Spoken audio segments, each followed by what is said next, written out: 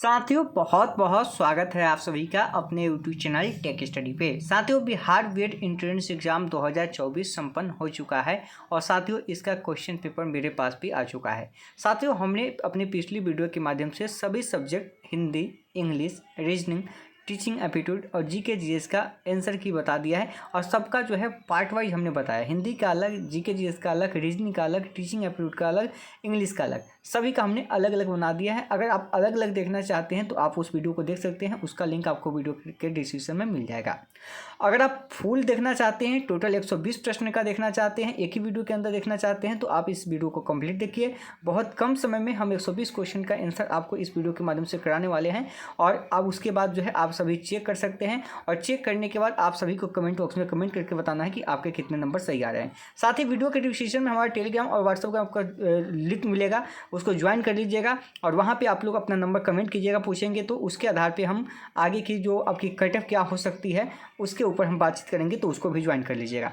चलिए शुरू करते हैं और देखते हैं 120 प्रश्न का आंसर की। तो पहले हम शुरू करते हैं, उससे पहले आपको बता दें कि यह जो आपका टेस्ट बुक टेस्ट माफ़ कीजिएगा, क्वेश्चन बुकलेट सीरीज जो देख पा रहे हैं यह आपका सी है और सी है आपका, इसी के आधार पे आपको चेक करना है। अगर मान लीजिए आपका ए है या बी है या डी है अलग है तो आप फिर क्वेश्चन के आधार पे आपको सॉल्व करना है। इसका पहला क्वेश्चन हम देखते हैं, यहाँ पे सारे क्वेश्चन देख सकते हैं। फर्स्ट क्वेश्चन से हम शुरू करेंगे और पहला क्वेश्चन आपका इंग्लिश का है और हम डायरेक्ट आपको सिर्फ आंसर बताते चलेंगे। क्वेश्चन आपको देखना है, उसके बाद आप वीडियो को रोक के लीजिए, इसका स्क्रीनशॉट ले लीजिए और फिर आप इसका अपना चेक करते रहिएगा। हम फास्ट में बताएंगे यहाँ पे। तो पहले क्वेश्चन की अगर राइट आंसर की बात करें तो पहला क्वेश्चन का अगर राइट आंसर हो जाएगा ऑप्शन नंबर सी हो जाएगा। पहले क्वेश्चन का राइट आंसर क्या होगा? ऑप्शन नंबर सी होगा। दूसरे क्वेश्चन की बात करते हैं तो दूसरा क्वेश्चन आपका है कि टोमेटो इज हाईली, इसमें आपको भरना जो है वह भरना क्या है? आपको ऑप्शन नंबर बी भरना है। क्या भरना है? ऑप्शन नंबर आपका बी होगा। तीसरे क्वेश्चन की बात करते हैं कि दोज पीपुल हैव, इसमें आपको क्या भरना है? तो यहाँ पे ए लॉट ऑफ भरना है। क्या भरना है? यहाँ पे ए लॉट ऑफ भरना है, यानी कि ऑप्शन नंबर सी भरना है। नेक्स्ट क्वेश्चन है कि मेक ए हेस्टल टेस्ट यू, तो यहाँ पे आपको क्या करना है? यहाँ पे आपको भरना है ऑप्शन नंबर ए, यानी कि शुड गेट भरना है, ऑप्शन नंबर ए होगा। पाँचवें नंबर क्वेश्चन की बात करें तो यहाँ पे भरना है नो लॉस, आप देख सकते हैं एकॉर्ड, इसमें आपको भरना क्या है? इसमें आपको भरना है ऑप्शन नंबर ए, यानी कि इसमें टू का प्रयोग होगा। अगला कि the house wash dash river and railway station, तो यहाँ पे आपको भरना क्या है? यहाँ पे आपको भरना है बिटवीन। क्या? यहाँ पे बिटवीन का प्रयोग होगा। अगले क्वेश्चन की बात करते हैं, क्वेश्चन नंबर आपका 7 है कि Shyam dash the movie before the, देख सकते हैं यहाँ पे पूरा क्वेश्चन हम पढ़ेंगे नहीं, फास्ट में कराना है। तो इस क्वेश्चन का राइट आंसर की बात करें तो राइट आंसर हो जाएगा ऑप्शन नंबर डी सी, यानी कि हैड वॉच्ड, यहाँ पे हैड वॉच्ड का प्रयोग होगा। अगले क्वेश्चन की बात करते हैं कि डिड ही जस्ट, तो यहाँ पे जो फील होगा वह होगा आपका कॉल होगा। क्या होगा? यहाँ पे कॉल का प्रयोग होगा, ऑप्शन नंबर ए। अगला क्वेश्चन है कि इट गिव्स हिम, यहाँ पे प्रयोग जो होगा यहाँ पे राइट आंसर हो जाएगा ऑप्शन नंबर ए, यानी कि टू इनवाइट होगा। अगले क्वेश्चन की बात करते हैं 10 नंबर क्वेश्चन में चूज द करेक्ट वर्ड, इसमें चूज करना है तो इसमें जो आंसर हो जाएगा वह आपका आंसर होगा ऑप्शन नंबर सी हो जाएगा। ठीक है, नेक्स्ट क्वेश्चन की बात करते हैं तो अगला पैसेज आपका पूछा गया था, तो पैसेज का 11 नंबर क्वेश्चन है। अब 11 नंबर क्वेश्चन का आंसर करते हैं, देख सकते हैं आप दूसरे क्वेश्चन में मिलाएंगे तो थोड़ा सा फर्स्ट वाला पैराग्राफ देख लेंगे कि एलेक्स यहाँ पे है, ये वाला है। अब इसके आधार पर देखेंगे 6 जहाँ पे ऑप्शन में आपका होगा उसको सही करेंगे। क्या होगा? यहाँ पे 6 सही होगा।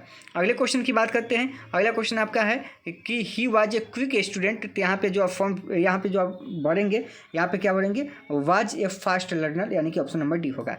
अगला कि एलेक्स बिकम रिच, यानी कि एलेक्स धनी कैसे हुआ, तो यहाँ पे आप भरेंगे कि by receiving share in legacy. देखिए वह वर्क करता था, वह काम करता था शिपिंग कंपनी में और इसके आधार पे नहीं होगा कि वह धनिक हुआ, उसको जब प्रॉपर्टी मिली यानी कि शेयर मिला उसके आधार पर वह धनिक हुआ, तो यानी ऑप्शन नंबर क्या होगा? डी होगा।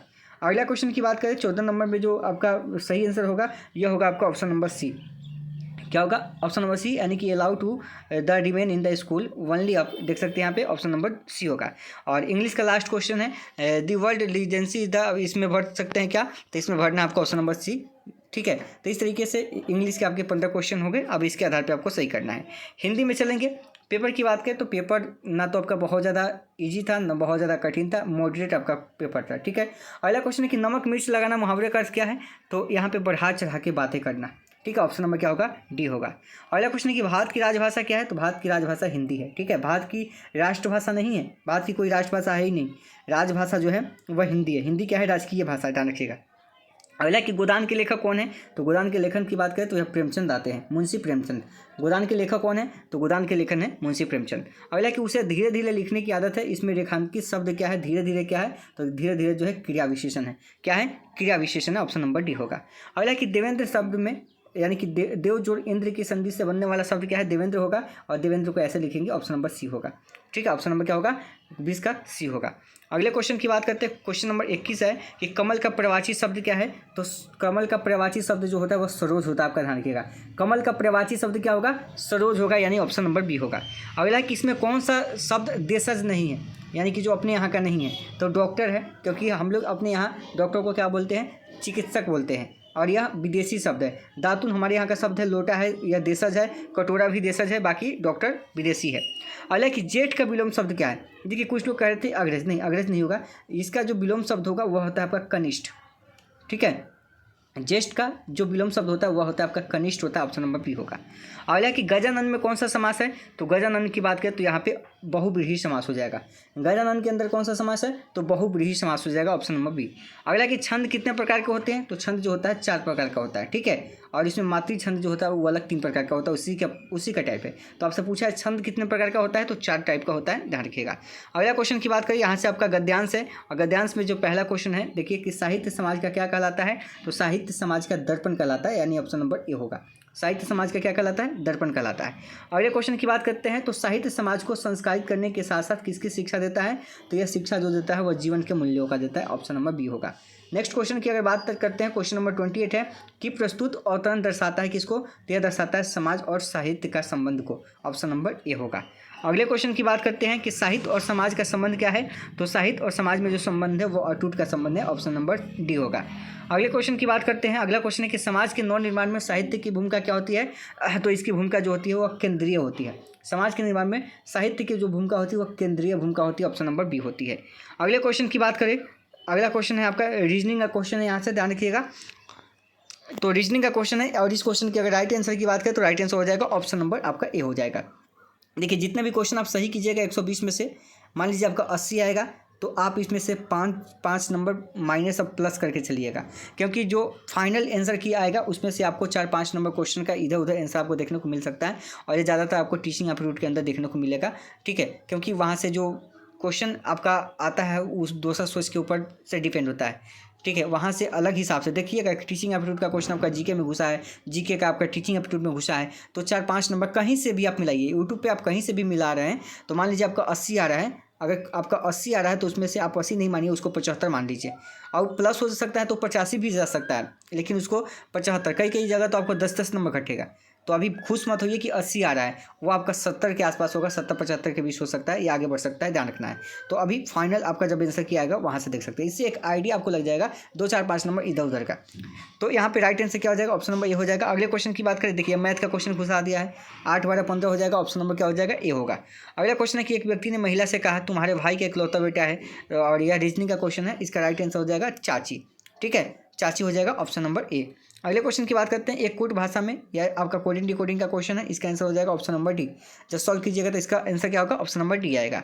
अगले क्वेश्चन की बात करते हैं कि यदि ए का अर्थ प्लस है, बी का अर्थ माइनस है, ये देख सकते हैं, तो इसका राइट आंसर की बात करें तो आंसर हो जाएगा ऑप्शन नंबर बी, यानी कि 0 आंसर होगा। अगला है यहाँ पे देख सकते हैं, ये सीरीज का क्वेश्चन है, आप इसमें देख सकते हैं, तो यहाँ पे क्या हो जाएगा, ऑप्शन नंबर ए, यानी कि 72 आंसर होगा। यहाँ पे 13 था, 72 हो जाएगा। 13, 11, 24 और 12, 36 है, 36 को 2 से मल्टीप्लाई कीजिए, 72। अगला क्वेश्चन है कि यहाँ पे देख सकते हैं कि 16/4, और इस क्वेश्चन को जब सॉल्व कीजिएगा तो आपका 1011 होगा, और इस क्वेश्चन के अंदर आपको एरर भी देखने को मिलेगा। इसमें आपको बोनस अंक भी मिल सकता है, क्योंकि सही तरीके से यहाँ पे क्वेश्चन को लिखा नहीं गया है। ठीक है, तो इस पर बताएंगे आगे कि कैसे कंप्लेंट करना हो, वो अलग मैटर है। इसका आंसर अभी क्या मानना है आपको, 1011, ऑप्शन नंबर डी। अगला कि वर्गीकृत आंकड़े माध्य निकालने का सूत्र जो होता है वो होता है सिग्मा fx बटा सिग्मा x। ठीक है, सिग्मा fx बटा सिग्मा fx होता है माध्य निकालने का फॉर्मूला, ऑप्शन नंबर सी हो जाएगा। अगला कि कौन सा स्थानाश्रित औसत है, ये आपका माध्यिका हो जाएगा, ऑप्शन नंबर क्या होगा, यहाँ पे बी होगा। अगले क्वेश्चन की बात करते हैं कि प्रवाह का संबंध नदी से है, उसी प्रकार से स्थिर का संबंध किससे है, तो स्थिर का संबंध आपका तालाब से है, क्योंकि तालाब का पानी जो है स्थिर होता है। ठीक है, वर्षा का तो जल देखिएगा तो बढ़ते रहता है ना। अगला है कि वो जैव अनुमान लगाने में सहायक नहीं होता है, तो इसका राइट आंसर हो जाएगा प्रतिशतांक क्रम का, ऑप्शन नंबर डी होगा। अगले क्वेश्चन की बात करते हैं। अगला क्वेश्चन है कि एक क्रूट भाषा में यदि प्लेयर को 119 लिखते हैं, अगर इस क्वेश्चन को सॉल्व कीजिएगा क्वेश्चन नंबर 42, तो इसका राइट आंसर निकल के आएगा ऑप्शन नंबर ए यानी कि 150 आएगा। क्या आएगा? 150 आपका आंसर आएगा इस क्वेश्चन का। अगला क्वेश्चन है कि उस संख्या का चयन कीजिए जो निम्नलिखित प्रश्नवाचक की जगह पे आएगा, तो इसका आंसर जब सॉल्व कीजिएगा तो निकल के आएगा 155 आएगा। कितना आएगा? 155 इसका राइट आंसर हो जाएगा, यानी कि ऑप्शन नंबर क्या हो जाएगा? बी होगा। अगला क्वेश्चन की बात करते हैं। जब इस क्वेश्चन को आप सॉल्व करेंगे 44 नंबर क्वेश्चन को, तो इसका आंसर निकल के आएगा आपका 27 आएगा। इस क्वेश्चन का आंसर क्या हो जाएगा? ऑप्शन नंबर आपका ए हो जाएगा, यानी कि 27 इसका आंसर होगा 44 का। ठीक है, अगले क्वेश्चन के ऊपर चलते हैं। अगला क्वेश्चन है आपके लिए 45 नंबर क्वेश्चन को जब आप सॉल्व कीजिएगा तो इसका राइट आंसर निकल के आएगा ऑप्शन नंबर सी। क्या होगा? ऑप्शन नंबर सी आएगा 45 नंबर क्वेश्चन का आंसर। 46 नंबर क्वेश्चन की बात करते हैं, तो 46 नंबर क्वेश्चन को जब आप सॉल्व कीजिएगा तो इसका आंसर निकल के आएगा ऑप्शन नंबर बी, यानी कि LNO। ठीक है, 47 नंबर क्वेश्चन, इसमें थोड़ा सा मुझे डाउट लगा, इस क्वेश्चन को छोड़े हैं अभी। इस क्वेश्चन को देख लीजिएगा अपने आधार पे, अगर बनाए होंगे, या फिर हम ग्रुप में बात कर लेंगे आप लोग से। ठीक है, अगले क्वेश्चन की बात करते हैं 48 नंबर क्वेश्चन की। यदि आप 1 से लेकर 100 तक के सभी अंकों को लिखेंगे तो 4 कितनी बार आएगा? तो 4 जो है आपका 20 बार आएगा। 4 कितनी बार आएगा? 20 बार आएगा, यानी कि ऑप्शन नंबर सी होगा। अगले क्वेश्चन की बात करते हैं कि यदि 25 जनवरी 2008 को सोमवार था तो 15 मार्च 2008 को कौन सा दिन होगा? तो यह होगा आपका शनिवार। क्या होगा? शनिवार इसका राइट आंसर होगा, ऑप्शन नंबर बी। अगले क्वेश्चन की बात करते हैं। अगर इस क्वेश्चन को 50 नंबर क्वेश्चन को अगर सॉल्व करते हैं तो इसका आंसर जो निकल के आएगा, बहुत ही आसान क्वेश्चन है, ऑप्शन नंबर डी आएगा 6। यानी कि इसको जोड़िएगा तो 18, इसको भी जोड़िएगा तो 18, इसको जोड़िएगा तो फिर 12 हो रहा है, तो 6 जोड़िएगा तो 18 हो जाएगा, यानी ऑप्शन नंबर डी। अगला है यहाँ पे इस क्वेश्चन को सॉल्व कीजिएगा। 51 नंबर क्वेश्चन को जब आप सॉल्व कीजिएगा तो इसका राइट आंसर निकल के आएगा ऑप्शन नंबर डी, यानी कि 9। क्या होगा? 9 होगा। अगले क्वेश्चन की बात करते हैं। ये भी आपका रीजनिंग के सवाल है। इस क्वेश्चन को सॉल्व कीजिएगा तो आपका आंसर आएगा 42 आएगा। क्या आएगा? 42 अगर आपका आंसर आया है तो बिल्कुल सही है। अगले क्वेश्चन की बात करते हैं। अगला क्वेश्चन है आपका, यह भी मैथ का सवाल है। इस क्वेश्चन को सॉल्व किए होंगे 25, 18, 10 आपका आया होगा, तो आपका बिल्कुल आंसर सही है।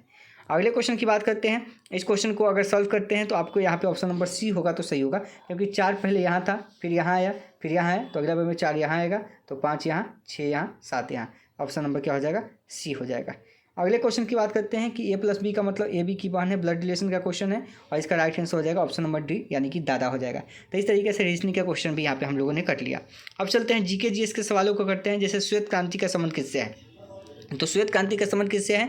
तो यह है दूध उत्पादक से। किससे है? श्वेत क्रांति का संबंध जो है दूध उत्पादक से, ऑप्शन नंबर डी होगा। अगले क्वेश्चन की बात करते हैं कि भारत में स्थानीय सरकार की स्थापना किसके द्वारा की गई? तो लॉर्ड रिपन के द्वारा की गई, ऑप्शन नंबर ए। अगला क्वेश्चन है कि खजुराहो का मंदिर का निर्माण किसके द्वारा किया गया? तो चंदेल शासकों के द्वारा किया गया, ऑप्शन नंबर बी। अगला क्वेश्चन है कि अकार्बनिक निषेचन द्वारा प्रदान किए गए मैक्रो पोषक तत्व क्या है? तो इसका राइट आंसर हो जाएगा ऑप्शन नंबर सी, यानी कि नाइट्रोजन, फास्फोरस, पोटेशियम। अगले क्वेश्चन की बात करते हैं। अगला क्वेश्चन है कि इतिहासकार विषय का सबसे प्राचीन भाग किसे मानते हैं? इसका आंसर हो जाएगा ऑप्शन नंबर बी, यानी कि विंध्य पर्वत का दक्षिण भाग को। नेक्स्ट क्वेश्चन की बात करते हैं कि पल्लवों की राजभाषा क्या थी? तो पल्लवों की राजभाषा प्राकृत और संस्कृत थी, तो यहाँ पे संस्कृत है, आंसर हो जाएगा ऑप्शन नंबर सी। अगला क्वेश्चन है कि समान दबाव से विभिन्न स्थानों को जोड़ने वाली रेखाओं को क्या कहते हैं? तो इसे कहते हैं आइसोबार कहते हैं। समान दबाव से विभिन्न स्थानों को जोड़ने वाली रेखा को क्या कहते हैं? आइसोबार कहते हैं। अगला क्वेश्चन है कि भारत में राष्ट्रीय मानवाधिकार की आयोग की स्थापना जो हुई थी कब हुई थी? 1993 में। भारत में राष्ट्रीय मानवाधिकार आयोग की स्थापना जो हुआ था 1993 में हुआ था। अगला क्वेश्चन है कि तरल धातु क्या है? तो पारा जो है तरल धातु है।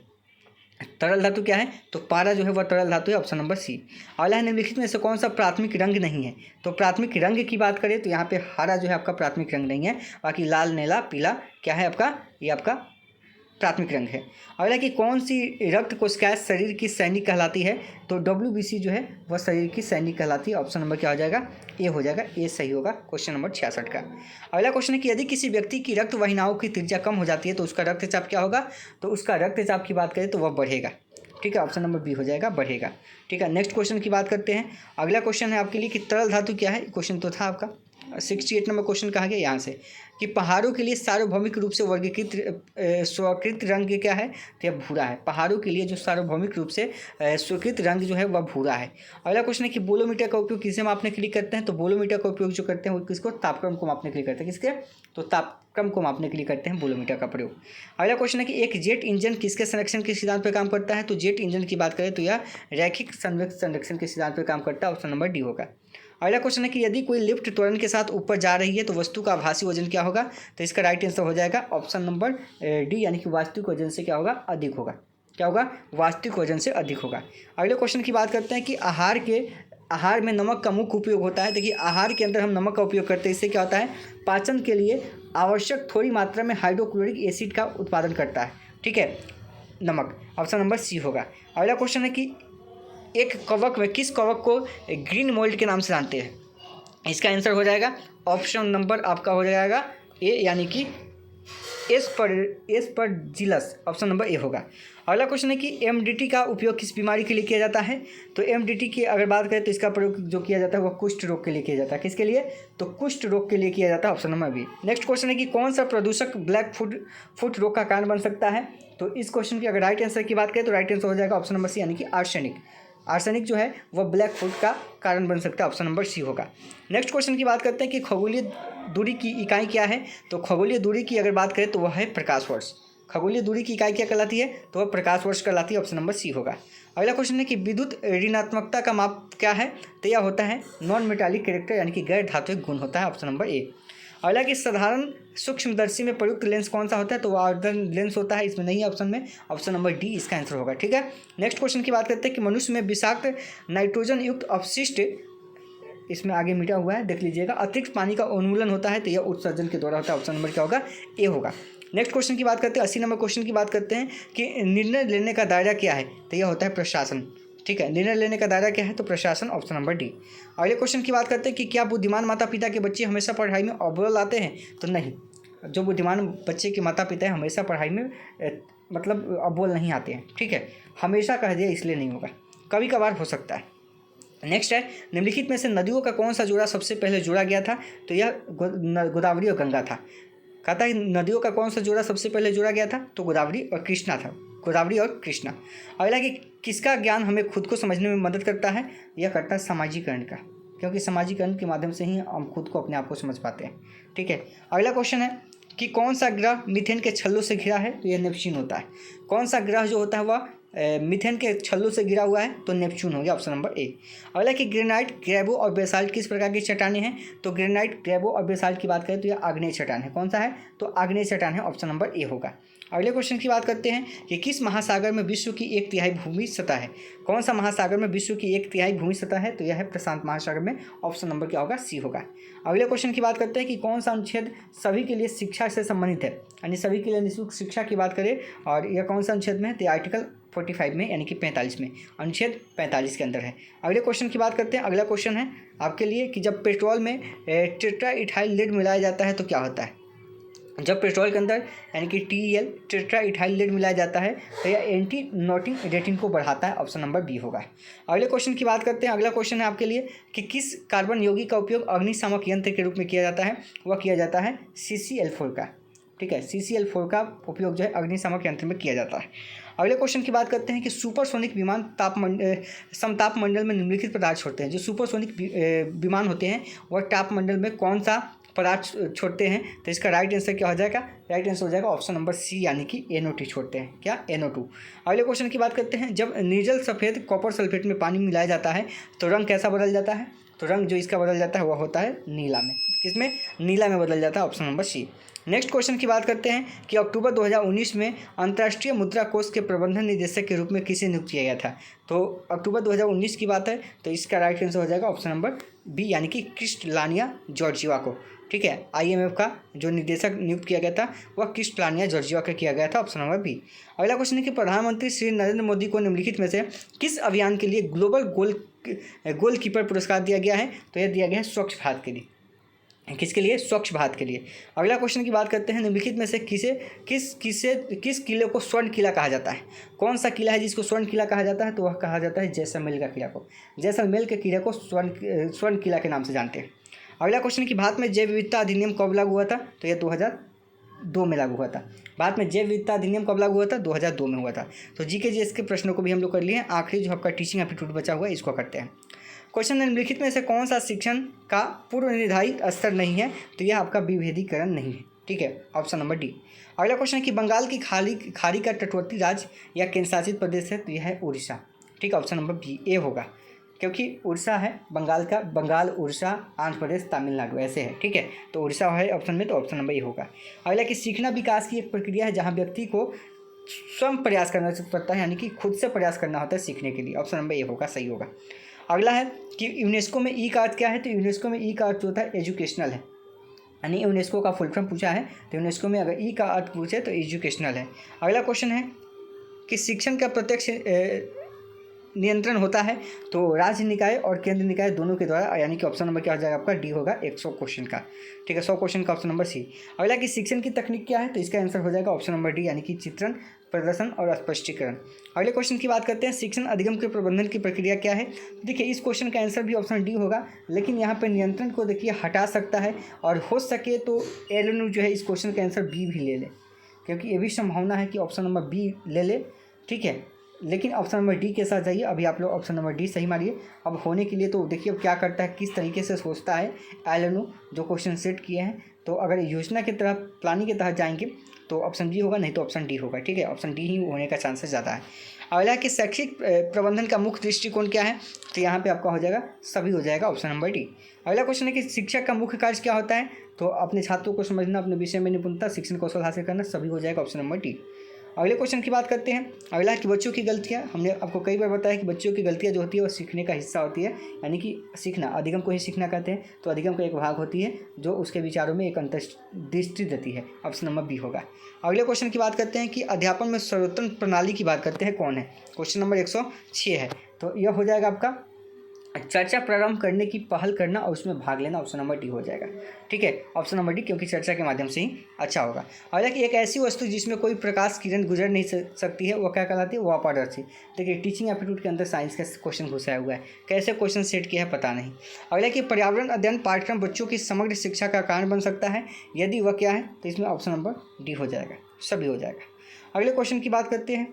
अगला क्वेश्चन हो जाएगा आपका 109 की फीडबैक डिजाइन के रूप में किसका उपयोग करके कक्षा शिक्षण कौशल विकसित किया जाता है, तो यहाँ पे हो जाएगा आपका ऑप्शन नंबर सी, यानी कि अंतःक्रिया विश्लेषण, ऑप्शन नंबर सी होगा। नेक्स्ट क्वेश्चन की बात करते हैं कि शिक्षण की सहायक प्रणाली क्या है, तो शिक्षण की सहायक प्रणाली प्रयोगशाला और पुस्तकालय दोनों है। अगला क्वेश्चन है कि शिक्षण में निपुणता सीखने की रणनीति किसके द्वारा डिजाइन की गई थी, तो यह किया गया था बीएम ब्लूम के द्वारा, किसके द्वारा, बीएस ब्लूम के द्वारा किया गया था, यानी कि 111 नंबर क्वेश्चन का आंसर होगा ऑप्शन नंबर डी। अगले क्वेश्चन की बात करते हैं, शिक्षकों के लिए मानदंड किसके द्वारा विकसित किए गए थे, तो देखिए जो शिक्षकों के लिए मानदंड होते हैं, जैसे बीएड आप डीएलएड कोर्स करते हैं तो ये किससे अप्रूव होता है, एनसीटीई से होता है, यानी कि ऑप्शन नंबर सी, यानी कि एनसीटीई। तो शिक्षकों के लिए जो मापदंड है वो विकसित किया गया था किससे, एनसीटीई से, national council of teacher education. अगला क्वेश्चन है कि फीडबैक डिजाइन, एक क्वेश्चन हो गया, क्वेश्चन नंबर कितना हो गया, 112। अब क्वेश्चन नंबर 113 की बात करते हैं कि डैश के अभाव में मनुष्य के व्यक्तित्व का विकास नहीं होता है, तो यहाँ पे आंसर तो होगा इसके ऑप्शन के अकॉर्डिंग ज्ञान हो सकता है, लेकिन अब इसमें और भी ऑप्शन नहीं है, तो इसके ऑप्शन डी भी के साथ जा सकता है। अब देखिए क्या होता है, खैर अभी आप ज्ञान को ही मान के चलेंगे, अब फाइनल आंसर की आने के बाद ही पता चलेगा। अगला कि समाचार पत्र क्या है, तो समाचार पत्र एक औपचारिक अभिकरण है, ठीक है, ऑप्शन नंबर क्या होगा, ए होगा। अगला क्वेश्चन है कि डैश विद्यालय को समाज का लघु मानते हैं, तो कौन सा विद्यालय है जिसको समाज का लघु रूप मानते हैं, तो यह है आपका प्रयोजनवादी। जो प्रयोजनवादी है ये इसको समाज का लघु रूप मानते हैं। अब ये सब क्वेश्चन पूछिए कहाँ पढ़ना है, तो ये जो प्रयोजनवादी है ये आपको बीएड फर्स्ट ईयर का जब सेकेंड कोर्स पढ़ेंगे, कंटेम्प्रोरी इंडिया एजुकेशन, यानी कि भारतीय समकालीन भारतीय इतिहास में शिक्षा, तो वहाँ पे आपको पढ़ना है, ठीक है, फर्स्ट ईयर में। समझिए कितना डीप सिलेबस आपसे पूछ रहा है। अब यहाँ पे देखिए समझने की कोशिश कीजिए, कहीं से कुछ भी पूछ देना है, सिलेबस के अकॉर्डिंग तो पूछना नहीं है, तो यहाँ पे प्रयोजनवादी हो जाएंगे। वहीं पे आपको आदर्शवादी, प्रकृतिवाद, प्रयोजनवादी, मनतावाद सब पढ़ना है। दर्शन और शिक्षा एक ही सिक्के के दो पहलू किसने कहा था, तो इसका आंसर हो जाएगा ऑप्शन नंबर बी, यानी कि रॉश ने कहा था, और ये भी आपको वहीं पे पढ़ना है। अगला क्वेश्चन की बात करते हैं कि प्रभावी, क्वेश्चन है कि प्रभावी और अस्थायी शिक्षा ग्रहण करने के लिए शिक्षा ग्रहणकर्ता के पास क्या होना चाहिए। हमने कहा था कि आपको निगेटिव पॉजिटिव जहाँ भी केवल दिखे आपको ऑप्शन गलत कर देना, देखिए सब में केवल है, ऑप्शन नंबर डी हो जाएगा, योग्यता और प्रेरणा का वांछित स्तर, ऑप्शन नंबर डी।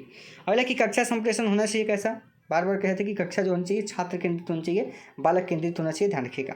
अगला क्वेश्चन है कि एक अध्यापक के रूप में कक्षा में आपकी प्रभावी उपस्थिति सुनिश्चित करने के लिए सबसे अच्छा विकल्प क्या है, तो यह होना चाहिए आक्रामक तो होना नहीं चाहिए, यानी कि सहयोगी समावेश का प्रयोग होना चाहिए। और लास्ट क्वेश्चन है कि भारत की सबसे बड़ी नदियों में जल प्रदूषण का निम्नलिखित में से सबसे बड़ा सोर्स क्या है, तो इसका 12 सोर्स में आ जाएगा आपका आंसर, देखिए अविनियमित लघु उद्योग आ जाएगा, और साथ साथ इसके सहायक में कृषि संबंधित जल प्रवाह भी आता है। अब देखना है कि एलोनू आंसर किसको मानता है। ज़्यादा चांसेस है इसको मानना है, लेकिन इसमें सहायक में ये भी आता है, कृषि संबंधित जल प्रवाह भी आता है, लेकिन ज़्यादा आपका आंसर इसको सही मानना है। आप इसके अकॉर्डिंग सही मार के चलिए, अब फाइनल जब आएगा तो पता चलेगा। इसलिए हमने कहा कि कुछ क्वेश्चन है जहाँ पे कन्फ्यूजन है कि भाई आंसर क्या देगा एलोनू, इसमें से कोई दे सकता है। इसलिए जितने भी आपके मार्क्स बन रहे हैं, मान लीजिए आपके मार्क्स 80 बन रहे हैं तो आप 80 लिखिएगा, ठीक है, और उसमें से आप अपने पास +- 5 करके रख लीजिएगा, ताकि आपको पता चले कि बाद में घटेगा तो ये नहीं कहिएगा कि सर घट गया, क्योंकि जब ऑफिशियली आएगा तो उसमें चेंजिंग तो कुछ रहेगा, कुछ ऐसे क्वेश्चन होंगे जिसका आंसर वह अलग मानेगा, ठीक है, और बाद में बोलेगा कि उस पर कंप्लेंट कीजिए। तो जितना भी नंबर आ रहा है, तो अगर आप अलग अलग चैनलों के माध्यम से मिला रहे हैं तो वहाँ पे 10-10 नंबर भी आपका कम होगा, लेकिन हमने जो आपको बताया है वह 5 नंबर, हो सकता है कि 2-3 नंबर ही इधर उधर हो, लेकिन आप अधिकतर 5 नंबर मान लीजिए, ताकि आपको बस एक क्राइटेरिया में रहे कि हाँ इतना के आसपास हमारा सही हो रहा है, ठीक है। तो अभी आपको बताना है, कमेंट करके बताना है कि कितने सही हो रहे हैं अभी, ठीक है। हम पोल भी लगाएंगे, वहाँ से आप देख सकते हैं। तो टोटल 120 क्वेश्चन हमने आपको करवा दिया। वीडियो अच्छा लगे तो वीडियो को लाइक कीजिएगा, चैनल को पहली बार देख रहे हैं तो सब्सक्राइब कीजिएगा, वीडियो को शेयर कीजिएगा। मिलते हैं नेक्स्ट वीडियो में, धन्यवाद।